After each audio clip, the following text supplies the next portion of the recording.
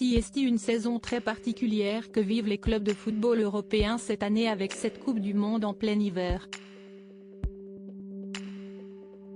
Les calendriers ont été chamboulés et les équipes ont dû jouer un nombre de matchs record avant la trêve. Un début de saison d'autant plus spécial pour le Paris Saint-Germain qui vient de changer d'entraîneur avec l'arrivée de Christophe Galtier. Si les supporters espéraient voir arriver Zinedine Zidane, si est donc un autre natif de Marseille qui dirige le club parisien et jusqu'ici, les choses semblent plutôt bien se passer. Le PSG est actuellement premier du championnat de France et qualifié pour les huitièmes de finale de la Ligue des Champions. Des résultats qui permettent à Christophe Galtier de se dire satisfait du début de saison de son équipe, mais pour Daniel Riolo, l'affaire est un peu plus complexe que ça. Le journaliste de 52 ans a fait l'analyse du travail de l'entraîneur parisien et il n'y va pas avec des pincettes.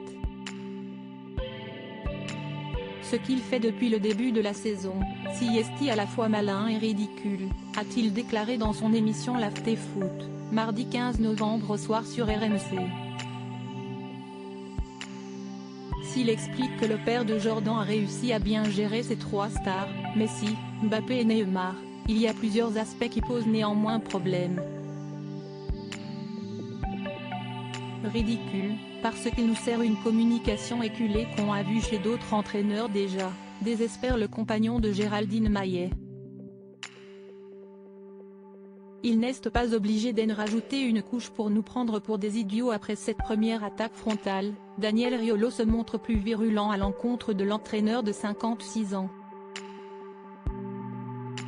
En gros il nous dit qu'il fait un meilleur début de saison que le Bayern, que le Real, que Manchester City. Non, arrête de nous prendre pour des idiots, ce n'est pas du tout la même chose.